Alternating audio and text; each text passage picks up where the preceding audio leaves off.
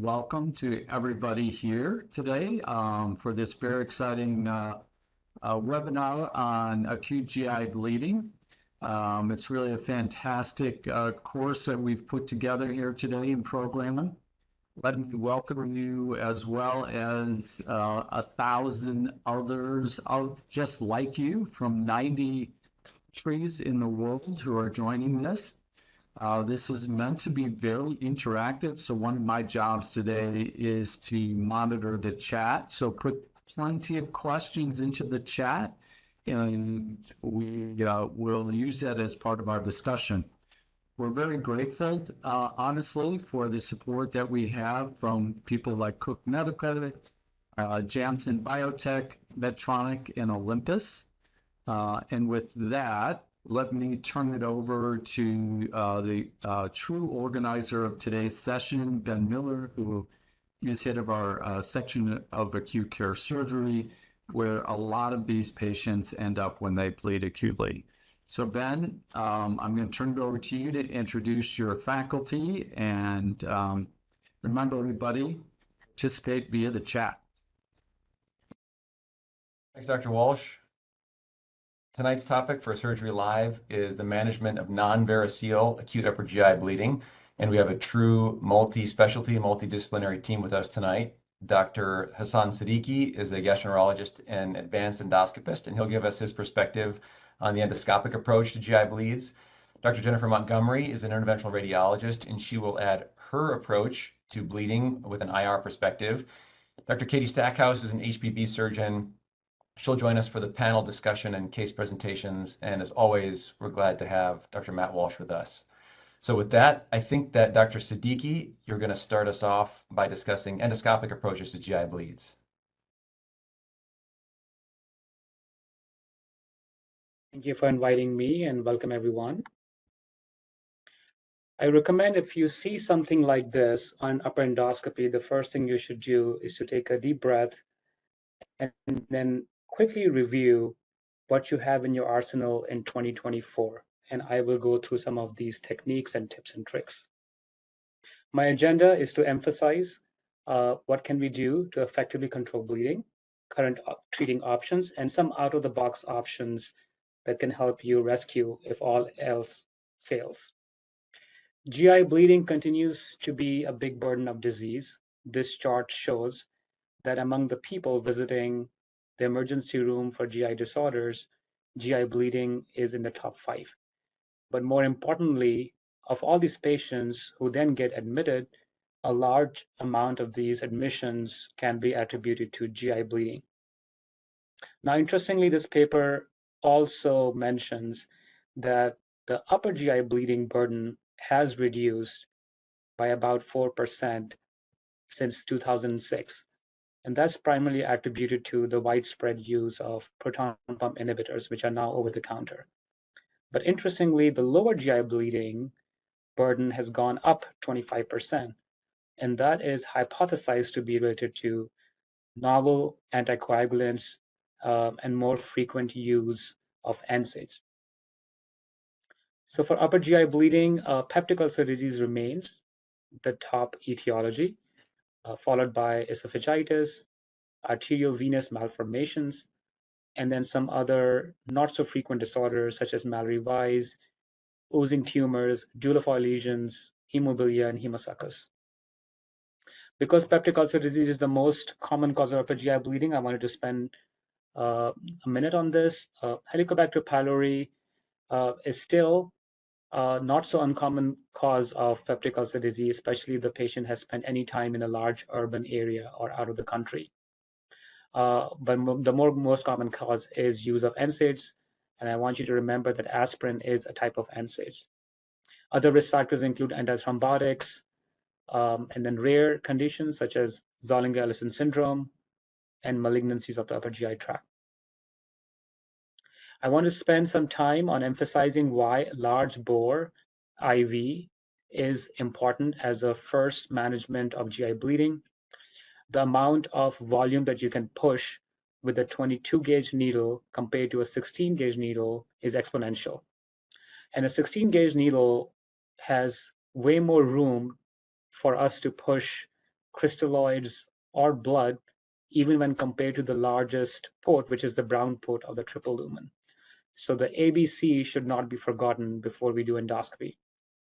I want to share the recent changes that has happened in terms of blood transfusion. This New England Journal of Medicine has shown that a restrictive strategy may have mortality benefit compared to a liberal strategy for blood transfusion. But as they say, the devil is in the details.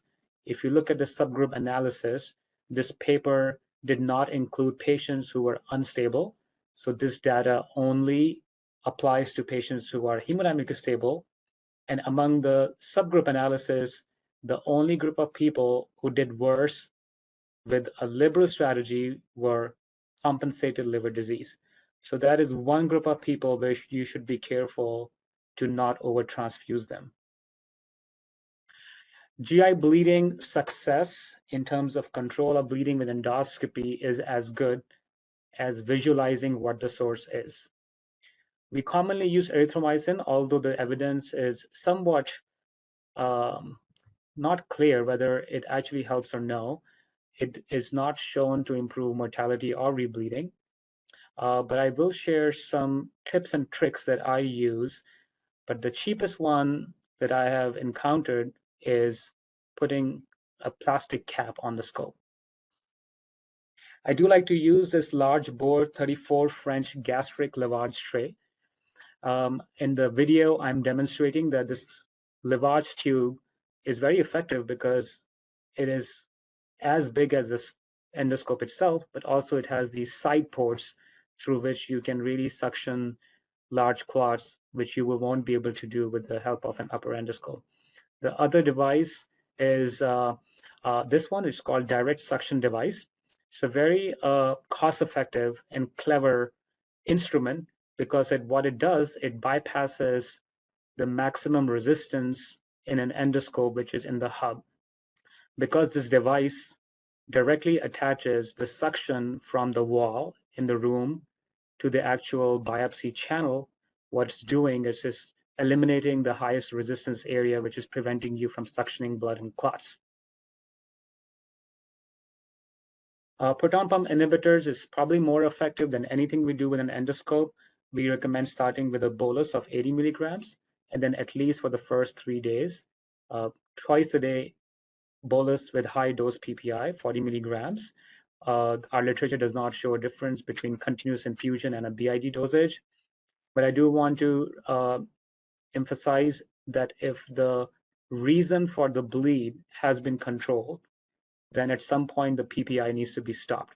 So we do not recommend lifelong PPI if the etiology has been controlled. So for instance, if the patient's bleeding was from a peptic ulcer from NSAIDs and the patient is not taking NSAIDs anymore, the proton pump inhibitors should be discontinued. The time of endoscopy is a little bit controversial. It depends on which side of the Atlantic Ocean you are on. At least in US, the American College of Guidelines recommend within 24 hours. There is a little Goldilocks timing scenario here. If you go too early, which is on the left side of the screen, the mortality rate is high. But if you wait too long, then the mortality rate goes up. So somewhere between 12 hours and 24 hours is the sweet spot where you should go in. I think it has to do with the fact that if you go in too early, the ABC has not been performed yet. So your endoscopy may actually delay what the patient needs, which is resuscitation. But if you wait too long, then perhaps there will be a lot of clotting and poor visualization, which will prevent you from successful control of bleeding. Know your scopes. There are 3 types of scopes currently being used for GI bleeding. The XT scope has the largest channel. This video is demonstrating with the 10 French catheter how large the suction bore is, followed by the 1T, which is a therapeutic scope, which still accommodates the 10 French catheter, showing you the robustness of this in terms of suctioning small clots. But our standard upper scope called the GIF scope is not that effective if the patient is actively bleeding or has clots. You will see that a 10 French catheter cannot be introduced into the suction channel. So in 2024, what can you do with your scope? You can inject, you can burn it, and you can clip it. In terms of burning, we have the gold probe, which is also called the bicap. I do have a 10-second rule where once you attach the gold probe or the bicap probe to the bleeding vessel, you need to keep your foot on the cautery paddle for at least 10 seconds. And you have to coapt it hard and you have to coapt it strong. Then we have argon plasma coagulation, radiofrequency ablation, what we call slow coag or deep coag with a coag grasper, and then clips. And sometimes good old banding is the most cost-effective and the most effective way to control bleeding. Most of our GI bleed cases, which are significant, start like this, where there's lots of blood on the floor around the patient. The reason why I put this video is I want to emphasize that if you cannot pinpoint where exactly is the bleeding vessel, your success will be low. So here the endoscopist is maybe perhaps not doing that great of a job in removing this clot and trying to control a bleeding by guessing where the bleeding vessel is. But despite burning for 10 seconds, it realizes that the treatment was not effective because there was no pinpoint targeting. So the endoscopist tries again and burns again. And you may notice that just being a couple of millimeters off, again, proves that the pinpoint targeting was not effective. So once you have targeted pinpoint, any therapy you do will be more successful.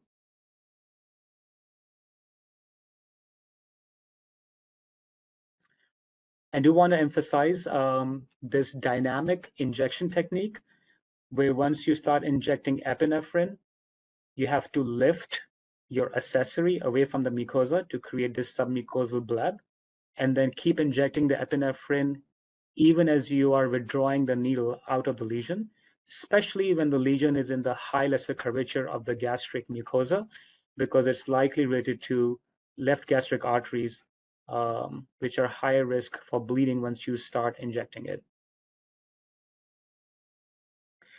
Again, I am re-emphasizing the rule of 10 seconds and strong coapt. So I'm pressing hard against this large visible vessel, and I'm counting till 10 to make sure all of it is burnt. The bipolar probe is a very slow burn. So think of it as a brisket. So you have to burn it long and hard. Julophy lesions are rare unless you work in Cleveland Clinic and you then happen to see it once a month. Here the video demonstrate a Julophy lesion, and by definition, this is a bleeding vessel without an ulcer. So you don't see an ulcer here. And the other teaching lesson here is if the clip is not exactly pinpoint targeted, the success of control of bleeding is not that high. So now the endoscopist has to put a second clip because he or she was a couple of millimeters away from the target. So take your time, take a deep breath, and once you're on the target, go ahead, attack, and deploy.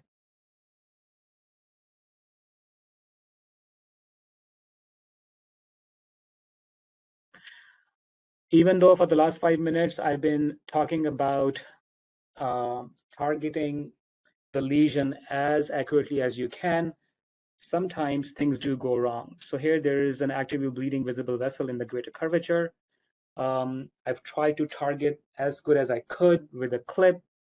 The clips have really revolutionized what we can do with our endoscope, both in the field of GI bleeding and resection. And the clips work really good until they do not. So here the endoscopist successfully deployed the clip, but now the clip is not fracturing from the hub of the accessory, and the endoscopist is somewhat helpless and has no other option but to pull the accessory out, causing even more bleeding. Then the endoscopist puts a second clip. This bleeding vessel at this time is bigger than any of the clips available. In 2024, our largest clip is 17 millimeter, and our clip, which has the strongest apposition, is called Mantis clip. There are many of these clips out in the market. They all work the same way, and they're as good as endoscopists.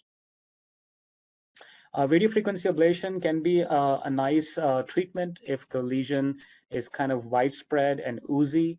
It can save you time and you can carpet bomb all the mucosal areas. I do want to suggest that do not use it for arterial bleeding because it's just not that deep enough.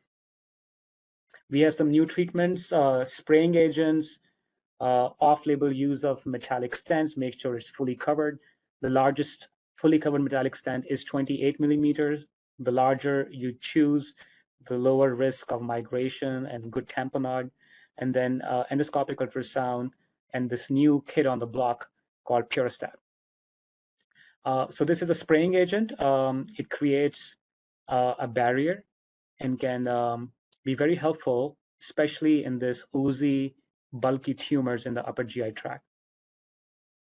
This is a 3D matrix. We use it commonly after resection, but can also be used as a rescue agent. You apply it generously on the bleeding area and creates a 3D matrix, helping the mucosa to heal. Endoscopic ultrasound can be helpful when all else fails here. This patient is bleeding through the stoma with an ileostomy. I tried to control with other agents, could not. I did an endoscopic ultrasound with a linear scope in the ileum. We identify a pseudoaneurysm with pumping blood. The needle comes out from this part of the screen. I'm gradually approaching the pseudoaneurysm with the needle. The needle is now inside the pseudoaneurysm. We inject half a cc of thrombin with good control of bleeding. This is endoscopic ultrasound guided coiling of gastric varix. You may see the coil kind of extruding from the lesion. We do this commonly for bulky gastric varices. This is a nice patient of mine who had low platelets, active GI bleeding. I tried banding, I tried clipping, nothing works. We ended up deploying a fully covered metal stent. This is an X-ray showing that the metal stent is covering the part of the esophagus that was bleeding because I put some clips without success. The patient came in after 3 months. I pulled the stent out, and luckily the area has healed. So take-home points include the success of GI bleed control is as good as targeting. So I would clear the field as much as you can, target precisely. Differentiating between non-variceal bleed and portal hypertension related bleeds is important. Currently in 2024, you can inject, clip, ablate, suture, spray, coil, band, and tamponade. Thank you, Dr. Siddiqui. That was awesome. And next, we'll turn it over to Dr. Montgomery for an update on interventional radiology and GI bleeds. So thank you so much for inviting me. I'm going to talk about kind of the radiology perspective. As Dr. Siddiqui mentioned, this GI bleeding is certainly a significant healthcare burden. Upper GI bleeds are far more common than lower GI bleeds, and a lot of them will stop spontaneously with conservative therapy, but there are those patients that have continuous or recurrent bleeding and need more urgent intervention. Breaking the location of the GI bleeds traditionally would be upper esophagus, stomach, duodenum, and then lower everything else. Some people do refer to a mid-GI bleed as the small bowel, jejunum, and ileum, and patients can present with acute bleeding or not knowing that they have bleeding, have an occult bleed with a positive fecal occult blood, or present with iron deficiency anemia. And then within that, you can find what we call obscure bleeds in patients where the source is very difficult to identify. And certainly with hematochezia, we do think lower GI bleed, but we don't want to forget that a very brisk upper GI bleed can present the same way. So management of GI bleeds, as we look at it from interventional radiology, there is, can be very patient dependent. There is a lack of standardized approaches. It can be made difficult because frequently bleeding is intermittent and management varies from institution to institution. But we do have a number of tools. Some of them are just purely diagnostic, such as nuclear medicine scans or CTAs. And then we have the tools that are diagnostic as well as therapeutic, so endoscopies or angiographies. And then purely therapeutic tends to be surgery. When the patient comes in and goes to Dr. Siddiqui for endoscopy, and either it cannot be identified or cannot be controlled by endoscopy, then the next steps are often guided by their clinical presentation, patient-specific factors, the degree of hemodynamic stability, and also local expertise and availability of individual tests. So looking at our nuclear medicine, a tagged RBC scan, it's extremely sensitive. It can detect bleeding as low as 0.1 milliliters per minute, but it is less specific than our other diagnostic modalities. It is relatively poor anatomic location and poorly predicts whether or not we are going to have a positive angiogram, and it does take a fair amount of time. You can enhance the specificity of localization by combining a tagged RBC scan with a SPECT CT. There is some delay from one imaging to the other, so occasionally this may cause a false localization due to peristalsis. And also there's no specificity of blood vessel identification even with the combined approach, but it can be a good problem solver to direct therapy.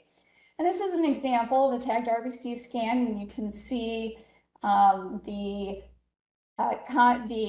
bleeding there in the right lower quadrant, and then combined with the SPECT CT, localizing this around the cecum.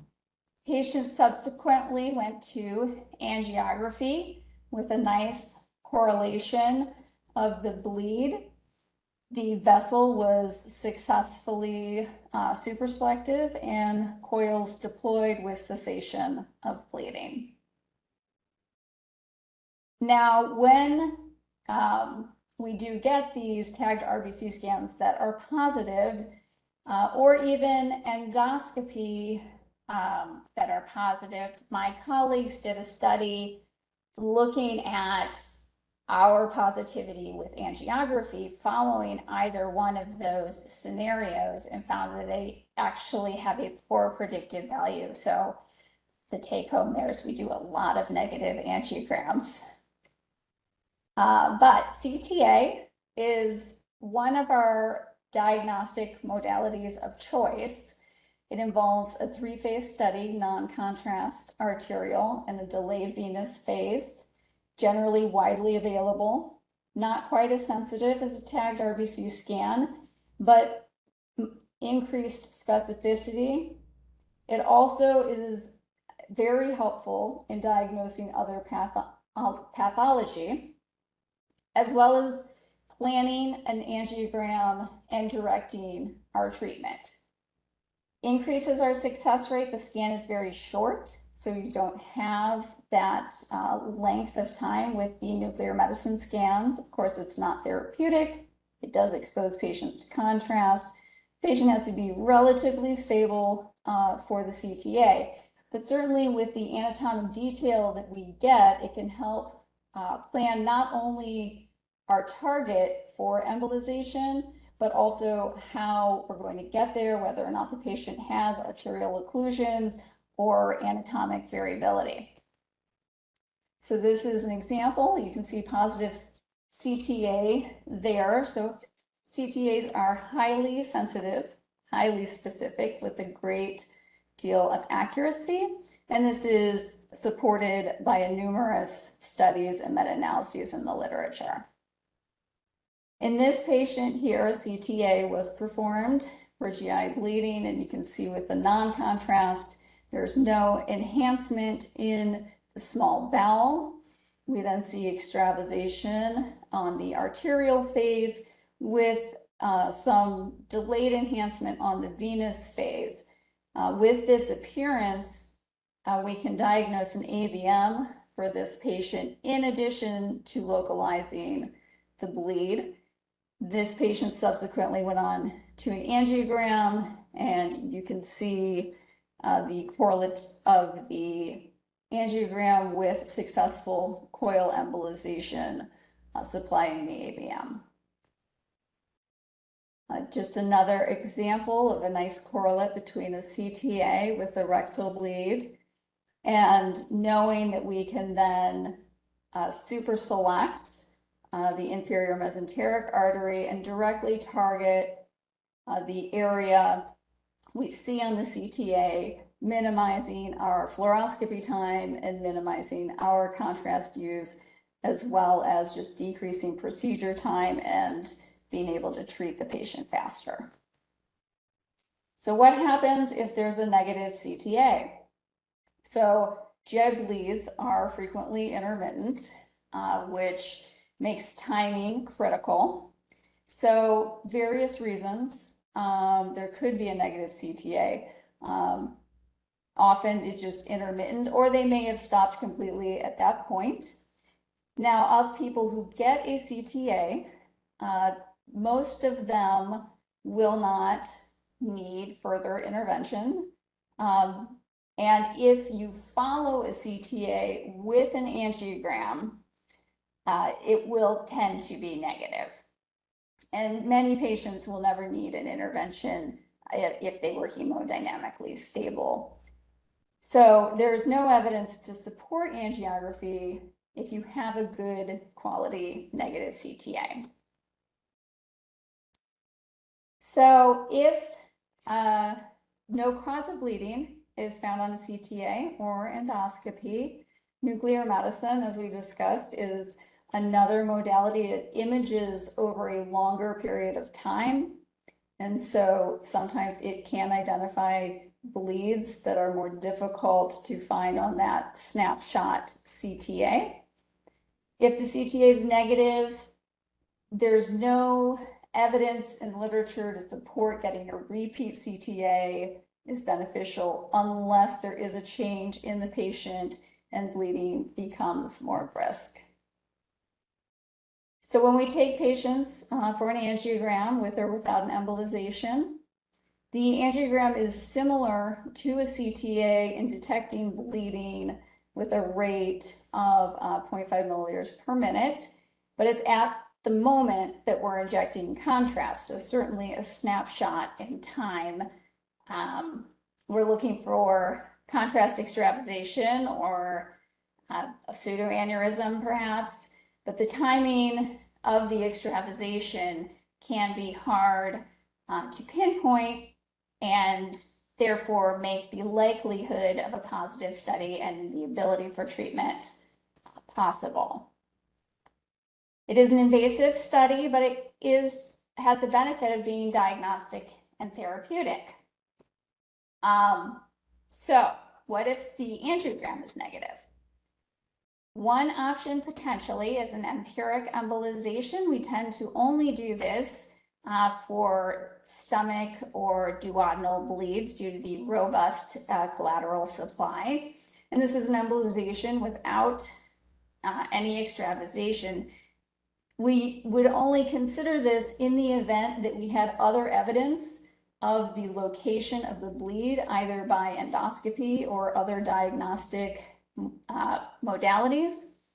There are not a lot of studies to support this, but here's an example where the patient went for endoscopy, the bleeding was located, a clip was placed, but subsequently the patient began to bleed again. When they came for angiography, the study was negative, but having localized the area of the bleed, we can see the clip, identify it's adjacent to the gastroduodenal artery, and then coil in that location in an effort to prevent future bleeding.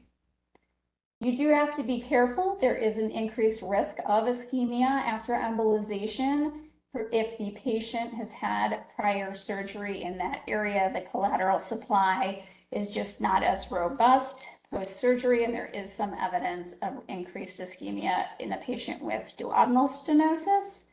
Studies looking at empiric embolization essentially found that it does not improve the outcome versus patients who did not receive empiric embolization, but could be considered in patients who are hemodynamically unstable or significantly high risk. When we embolize, there are essentially 3 strategies that we can take. If we are able to be super selective and target the small artery that is bleeding, that is ideal. Alternatively, you can do a proximal embolization, so the parent artery of the branch that's bleeding, to take that flow away. The potential issue with that is with the collateral supply, having the bleeding area then supplied essentially through the back door. The other option is to do more of a segmental embolization, where you get the parent artery, but then also adjacent arteries that could end up filling and causing bleeding. The possible complication of that is an increased risk of ischemia. When everything is negative, one potential option to consider is a provocative angiogram. We have several criteria before doing this. The patient should have had multiple bleeding episodes. They don't have a good diagnosis, but we do have an idea of where the bleed is potentially coming from. They need to be hemodynamically stable with an ICU bed available. So initially, we will do an angiogram, a standard angiogram, but if this is negative, one option is to continue conservative management in the event that it resolves spontaneously, or to go down the provocative angiography path. In the American College of Radiology, we do not recommend routine use of provocative angiograms.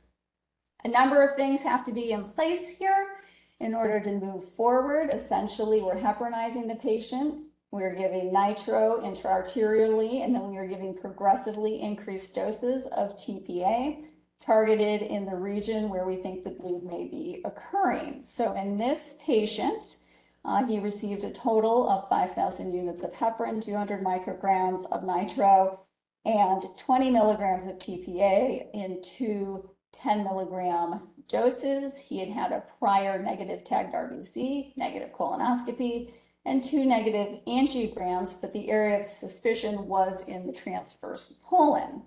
So his first angiogram, he got a celiac run that was negative. Superior mesenteric artery was also negative, as was the inferior mesenteric artery. He rebled and came for a second visceral angiography. With the superior mesenteric angiogram, there was an area of suspicion in the transverse colon, but when that area was super selected, no active bleeding could be identified. So pursuing the provocative angiogram, initially 5,000 units of heparin was given, 200 micrograms of nitroglycerin, no active bleeding at that time. First dose of TPA, 10 milligrams was administered, still no active bleeding. A second dose of 10 milligrams was administered, and the bleed was visualized and successfully coiled. If we are unable to reach the bleed and successfully embolize it, we are able to inject methylene blue. We do always have an OR on hold.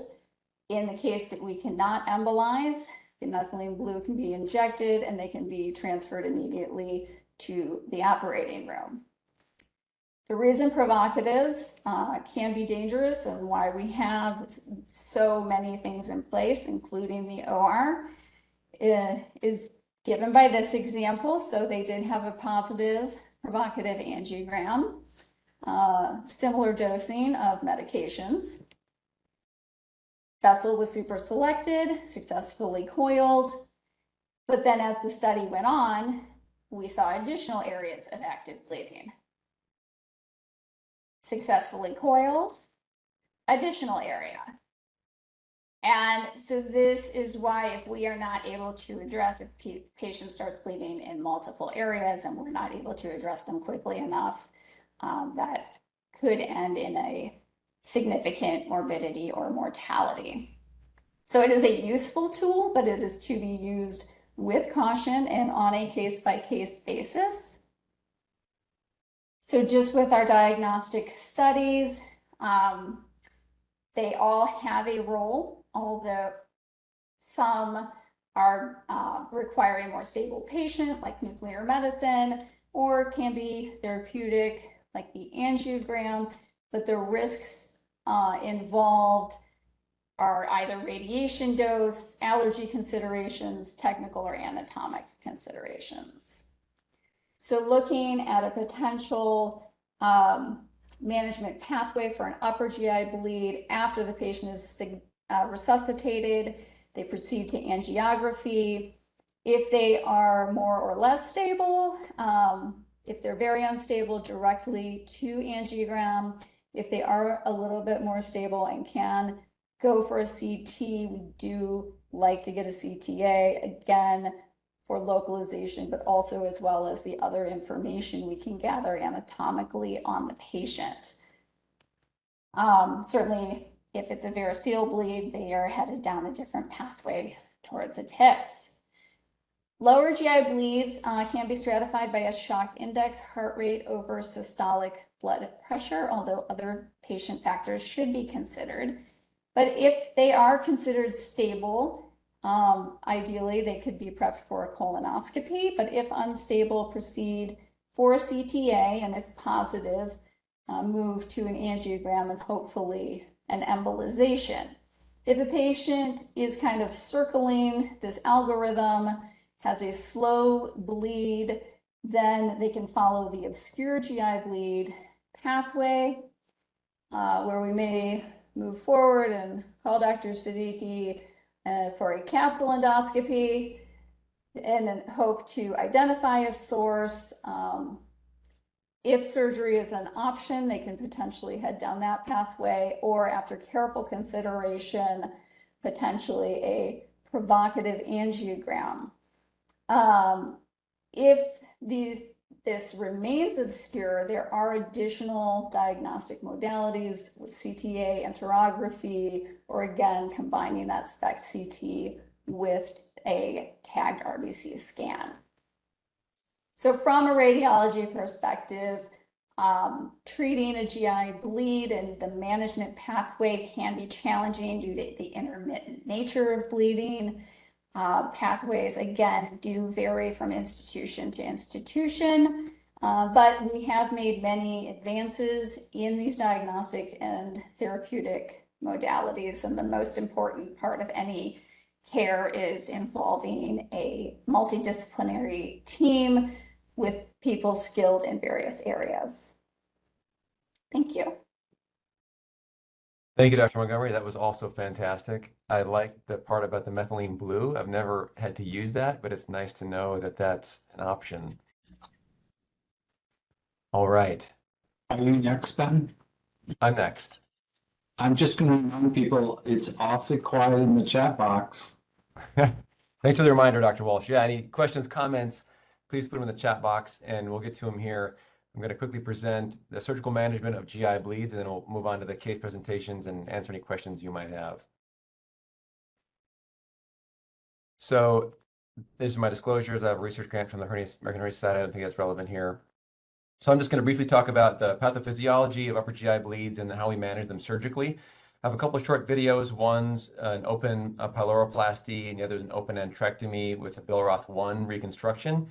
And then I'm just going to go over a couple studies quickly that compare endoscopic retreatment versus surgery for GI bleeds, and then embolization versus surgery for GI bleeds, and how we've used these studies, use this data to create an upper GI bleed care pathway for the emergency general surgery services. We already talked about some of these. Dr. Siddiqui touched on some of these already. Essentially, the upper GI tract is anything proximal to the ligament of Treitz, and then the mid GI tract is anything from the ligament of Treitz to the ileocecal valve. And as far as upper GI tract, so just to touch on mid GI tract bleeds, it can be difficult to localize, and we'll get to that in some of the case presentations. But for upper GI tract bleeds, these are easier to localize, and the vast majority of these are caused by bleeding peptic ulcers. And because the majority of these are caused by bleeding peptic ulcers, that's what I'm going to focus the surgical management of upper GI bleeds on here for the next few minutes. We already talked about the risk factors for peptic ulcer disease, H. pylori, NSAID, smoking. Okay, so I just want to review the physiology of gastric acid secretion. I think this is helpful to review because as surgeons, it helps us to understand anatomically what is driving acid secretion in the stomach. And so the parietal cell secretes acid and it lives in the body of the stomach and it receives multiple inputs that can drive acid secretion. So when we eat, the vagus nerves release acetylcholine and that interacts with the muscarinic receptor to increase acid. Also, when we eat, the food interacts with cholecystokinin to increase gastrin secretion from the G cells, which mostly live in the gastric antrum. And so the gastrin itself interacts with the parietal cell, but the gastrin also interacts through the enterochromaffin-like cells to increase release of histamine, which then interacts with the parietal cell. So when we think about intervening surgically to decrease acid, a couple of things we can do. We can perform a vagotomy to decrease vagal innervation and acetylcholine release. And we can also perform an antrectomy, which removes most of the G cells, thereby removing the stimulation from gastrin and histamine further downstream. So first, let's talk about operations for bleeding gastric ulcers. Bleeding gastric ulcers are similar to duodenal ulcers, but they have some differences that we'll touch on here. So when I think of bleeding gastric ulcers, there are sort of two ways, I think, to approach these patients. One is a minimal way, which is often used in an unstable patient. I think we most often operate for bleeding gastric ulcers in unstable patients. And so I think this minimalist approach is most often used. And this involves just once the ulcer is localized with a gastroscope to perform a gastrotomy, find the ulcer, oversew it. And most people do recommend performing a biopsy for a bleeding gastric ulcer. Not so much for duodenal ulcers because they're less likely to harbor cancer. Gastric ulcers are more likely to have cancer. And so recommended to biopsy a bleeding gastric ulcer. This can be kind of scary to cause more bleeding to biopsy this ulcer when you're there for bleeding, but just know that this is a recommendation. And then the other option, if the bleeding gastric ulcer is in a place on the stomach that's redundant, like on the greater curve or the anterior body, you can just wedge out this peptic ulcer by stapling across it or cutting it out. The other option is kind of a more definitive treatment, and this is reserved for stable patients where you do a more formal resection with a reconstruction plus or minus a vagotomy. When I think of gastric resections for peptic ulcers, there are many of these that have been described and they're named after famous surgeons. But for me, I think it's easier to just put these into three different groups. You can either do an antrectomy with a gastroduodenal anastomosis or a Billroth 1 reconstruction. You can do an antrectomy with a gastrodejunal anastomosis, gastrojejunostomy, which is a Billroth 2 reconstruction, or you can do a subtotal or total gastrectomy with Roux-en-Y reconstruction. Here is a short video of an open antrectomy. This is not me, this is one of my partners, Sam Nafuji, did this antrectomy a couple weeks ago. This is not for bleeding, it's for cancer, but it's the only video I have of an open antrectomy. So I'll show this here. The first step is to divide the right gastric artery in the gastrohepatic ligament, and then the angiogram is divided from the body of the stomach, usually with serial firings of a stapler. Once the angiogram is divided, you can expose the posterior attachments to the duodenum to take these, and by taking these attachments, it gives you mobility on the duodenum then to resect this and then perform a tension-free anastomosis. Here the staple line is resected from the antrum. Here the duodenum is being divided, and then the specimen can be passed off. Now they're ready for the reconstruction. So this is the posterior layer forming the gastroduodenostomy. It's a posterior layer of interrupted PDS suture, and then an anterior layer is created in a similar fashion with interrupted PDS suture. And there you see the completed anastomosis, nice tension-free Billroth 1 reconstruction. Okay, so that's gastric ulcers. Let's talk about bleeding duodenal ulcers here. So classically, the way to operate on the operation to do for these is a longitudinal pyloroduodenotomy. And this exposes the first and second part of the duodenum so you can see the bleeding that's usually arising from the gastroduodenal artery. And classically, a three-point suture is described to control this bleeding. So you put sutures superiorly and inferiorly on the GDA, and then a medial suture on the medial transverse pancreatic branch or the GDA.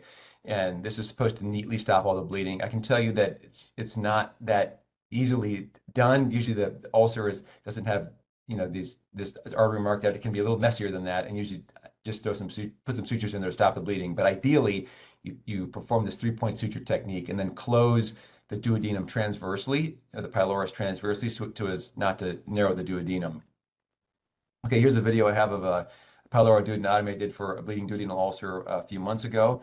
And I'll play this here. So you can see that we put stay sutures superiorly and inferiorly across the pylorus. The pylorus can be a little difficult to find sometimes. The vein of Mayo can be a good external landmark.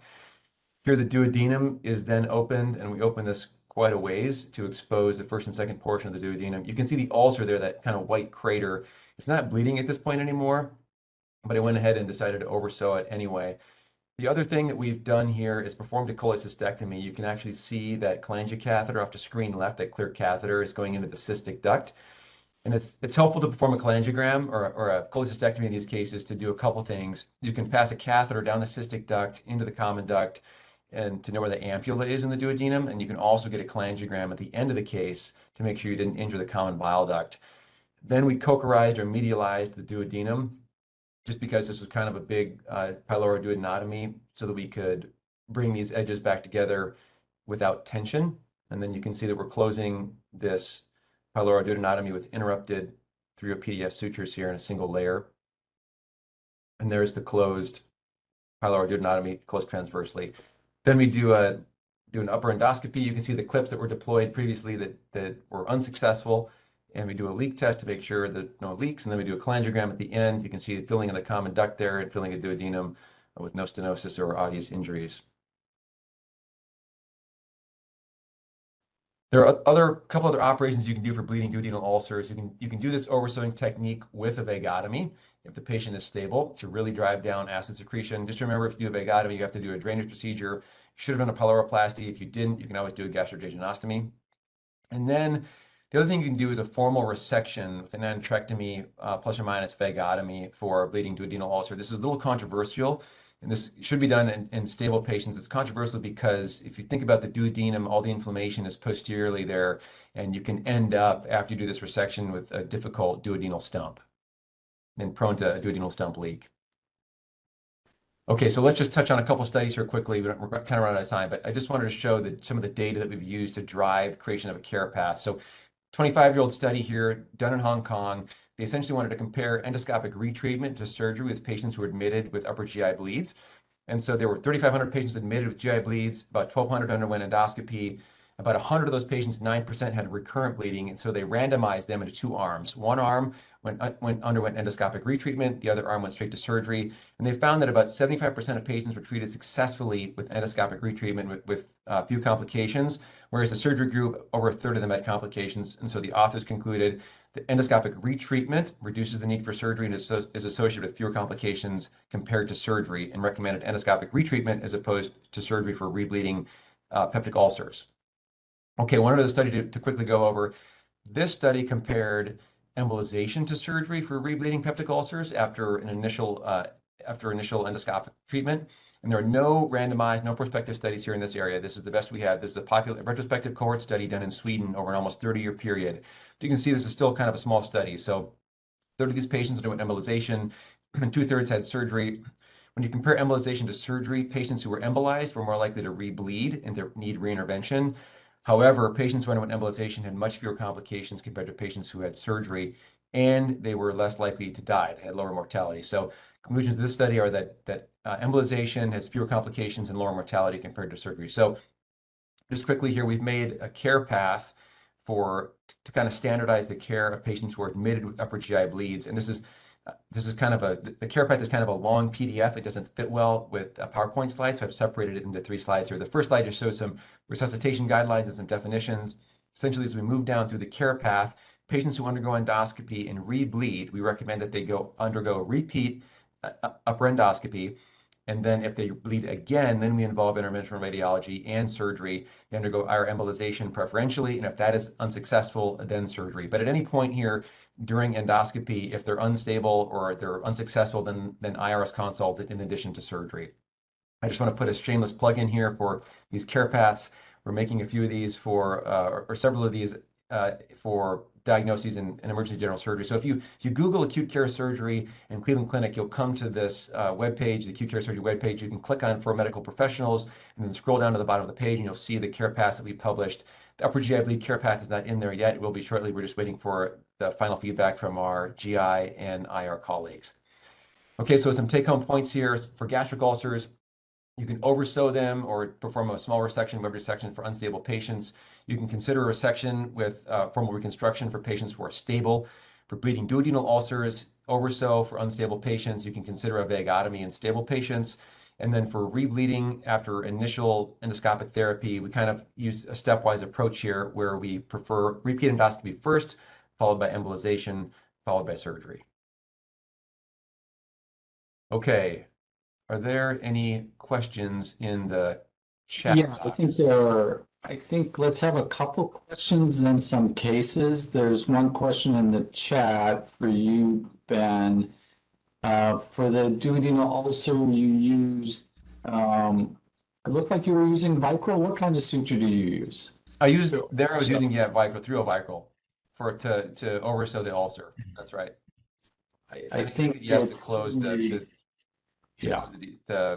pyloroduodenotomy. And you did a single layer closure for that? That's right, single layer closure of the pyloroduodenotomy. Okay. Transverse single layer closure. And I guess this is for you post-op. How long would you continue a PPI? So post-op, we leave an NG tube and then get an upper GI study, usually on like post-op day 3. I leave a drain near the anastomosis. And in these people, I honestly, I don't know the answer to that. I leave them on PPIs until they have a, kind of a repeat scope later on in the future to make sure the ulcer is resolving.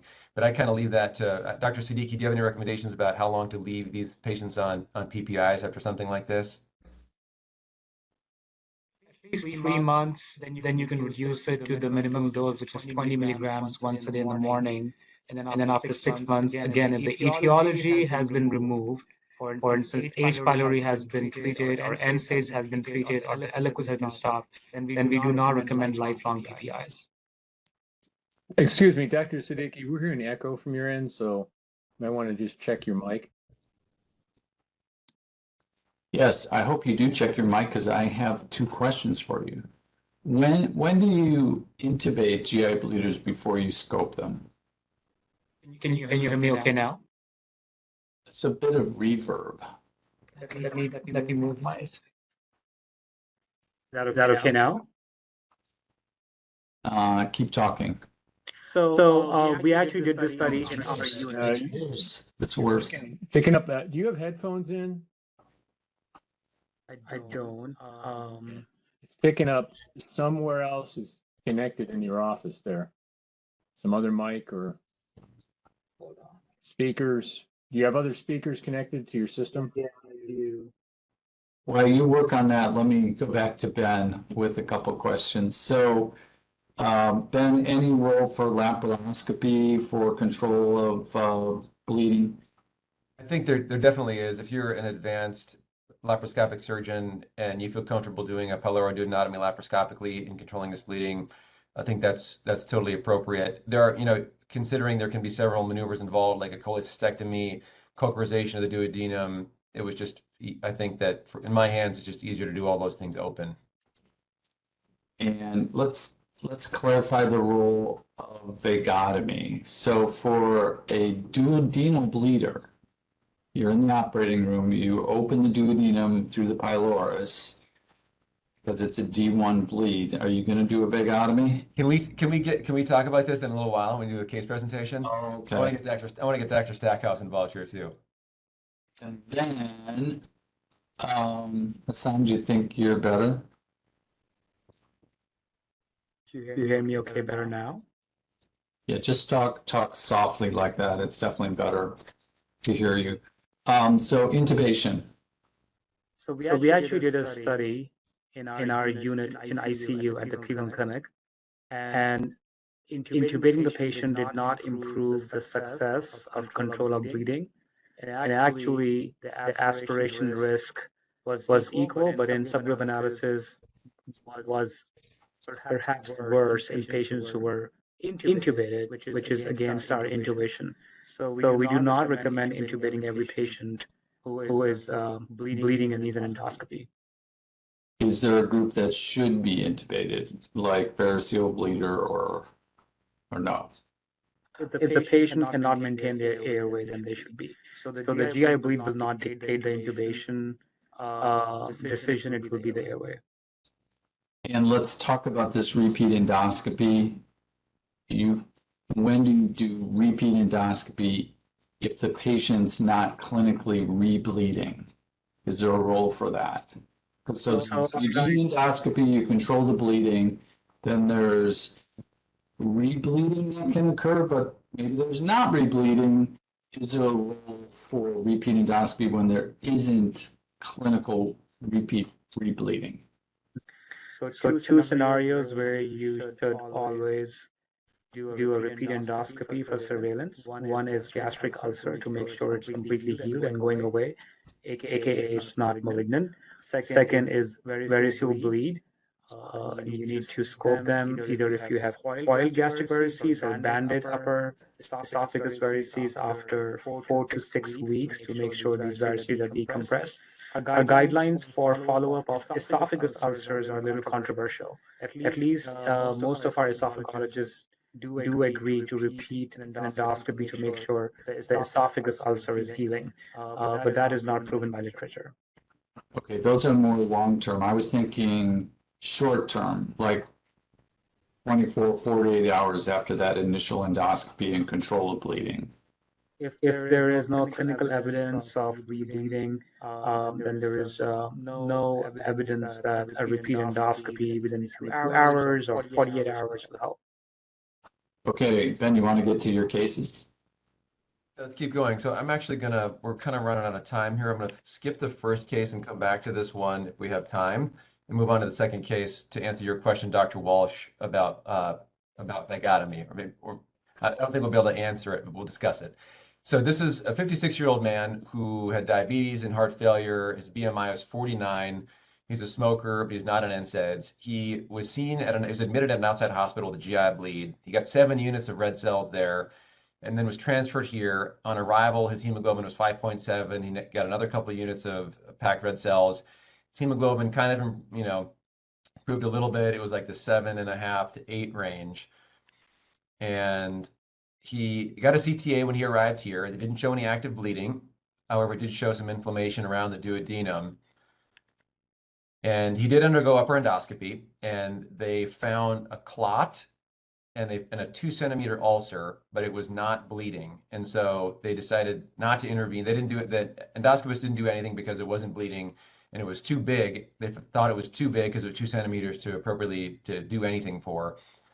So hospital day 2, we were involved and he was admitted, but we were called to the bedside because he had large volume hematochezia. And he was not on pressors. He probably had what seemed like a liter of blood and stool mixed on the bed. He's not on pressors. His hemoglobin was 7, a few hours before that, but we were waiting for labs to come back.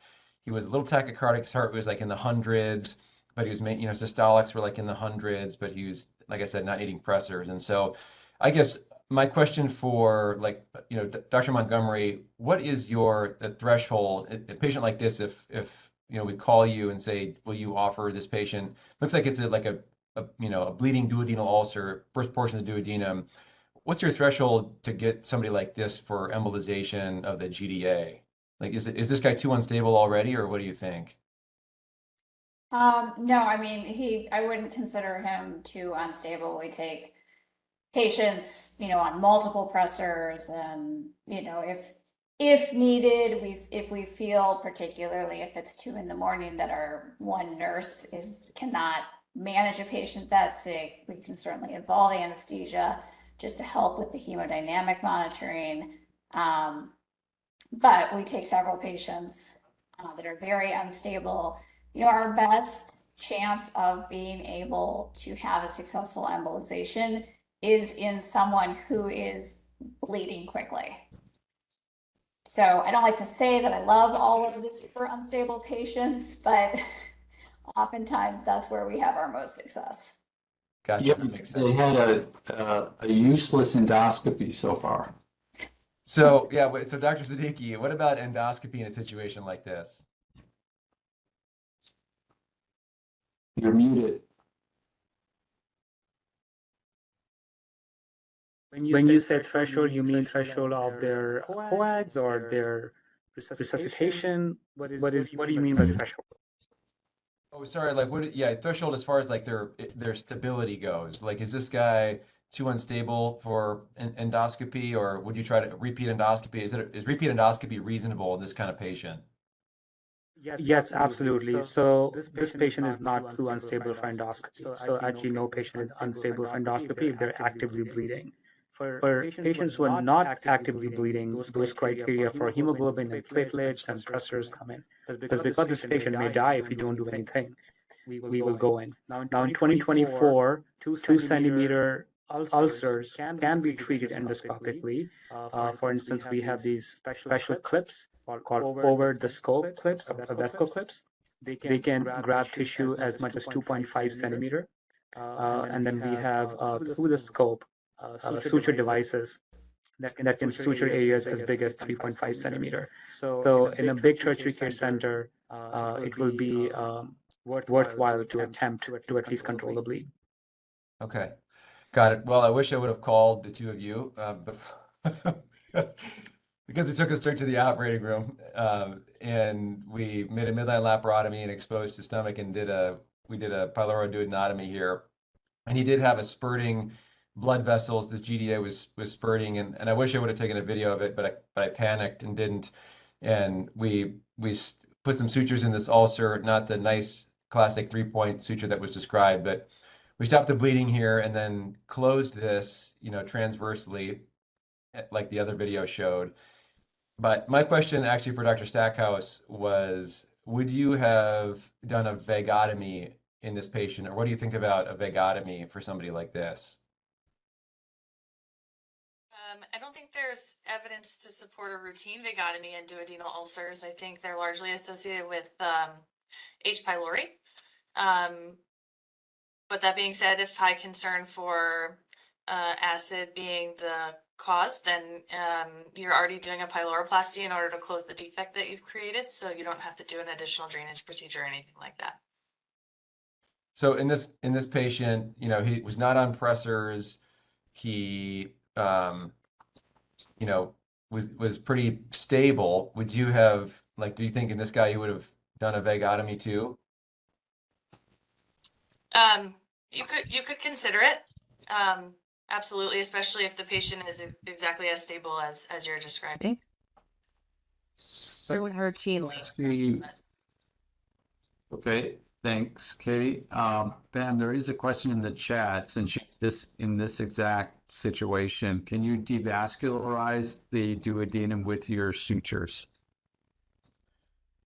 That's a good question. I actually don't know if you can. I maybe you're. I would say no. Okay, I was going to say maybe if they've been embolized, but I don't think that you can. It's a much higher risk of rebleeding. It's recannulization of the artery than an ischemic duodenum. I would only really worry about that if the embolization and then you had to operate, like it sounds like your other case that you showed. Because I saw a patient. Yep, he was embolized beforehand. So that might be a little riskier. I'm actually going to disagree with Dr. Stackhouse. In this day and age, there are very few patients that really need to come to surgery for bleeding, and the mortality is from rebleeding. And so there are a couple randomized trials that look at what you should do. And since you're already done a pyloroplasty, I'm going to give everybody the best treatment for non-rebleeding, which includes a truncal vagotomy. So you already have a drainage procedure. The only time I'm not going to do it is in a gastric ulcer. So a type 1 gastric ulcer, that needs an enterectomy. They don't need a vagotomy. So that's my 2 cents. Well, maybe I should have called you too, Dr. Walsh, because I didn't do a vagotomy. Endoscopy is incredibly successful. And the people that thrill in endoscopy and embolization, they're the ones that are the high risk for mortality. And the mortality is from the rebleeding. So you want to reduce that as much as possible. That's fair. I will say that they got, just to be honest, this operation is not done much anymore with these new medications. And so the only time I've ever done a I'll show you how to do it. There is also a trial looks at VNA, vagotomy and enterectomy versus VNP, with the, not surprisingly, the enterectomy being better for rebleeding rates, but more complications overall, surgical complications. But remember, if you have that giant ulcer like you have there, that hypostenotic wall is gone. And so you don't have to dissect it off the pancreas. You just divide the duodenum right there, and so do the edge. A Billroth run is always much better than trying to have a duodenal stunt. Yeah, I agree with that. So anyway, I think where people get messed up, since a lot of these people are surgeons, is trying to take the ulcer somehow off the pancreas, which you don't need to do. It's a full thickness ulcer by definition if the artery is bleeding. So it's already done the dissection posteriorly for you. that makes sense. Okay, we just have a couple minutes left. Let's move on to one more case. I'm going to skip through this one and then go to case 4. So this is a 51-year-old man who had ischemic cardiomyopathy in an LVAD placed and then developed a GI bleed. He underwent a few studies to try to localize this: balloon-assisted enteroscopy, which was negative, a colonoscopy, which was negative. He had a CTA, which was negative. And then he underwent a Meckel scan, which was also negative. He eventually had a tagged red cell scan that showed this kind of like blush there on the right side. I think this was read as like perhaps an ileal bleed. And then he underwent an angiogram that was negative. And so my question was for Dr. Montgomery, in this case, is there anything else left to do? Is there, based on this tagged red cell scan, is this somebody you do like a provocative angiogram in or not? So, there's several factors that go in. We don't necessarily jump to doing a provocative after a single negative angiogram. Oftentimes, if the bleeding becomes more brisk, we will bring them back a second time for another standard angiogram before moving to a provocative, just given that the risk is not insignificant with giving significant doses of systemic TPA. Additionally, with the provocative angiograms, due to the complexity of setting them up with our multidisciplinary teams, if this patient starts seriously bleeding in the middle of the night, then, we're not doing that sort of thing off hours. So I would say for this particular patient, I would probably watch them clinically and bring them back for another angiogram if the bleeding did become more brisk again. And if we continue to miss it, then maybe consider a provocative after that. Dr. Siddiqui, what do you think about, is there any other endoscopic things you could offer this patient at this point? I would repeat a high quality video capsule. Okay, capsule endoscopy. That's a question in the chat. Good lead in. When do you use a capsule? The reason why we use a capsule, not so much for diagnosis, you use it to determine whether we can target the bleeding from the mouth or from the rectum. So we can look at the entire length of the video, then we determine where the bleeding is. Then we divide the video into 3 components based on time intervals. If it's in the first 2 time intervals, we go from the top. If it's in the last 1/3 of the time interval, go from the bottom. So the video capsule for us is a tool to direct how to attack this area. So it's not only diagnostic, but also a part of the management plan. And what about duofoid lesions and angiodysplasia? Someone wants advice on how to prevent rebleeding. They're 2 different things. So a duofoid, you have to find it, is the key component of that. And in addition to endoscopic treatment, if you see it bleeding, great, but you should also mark it.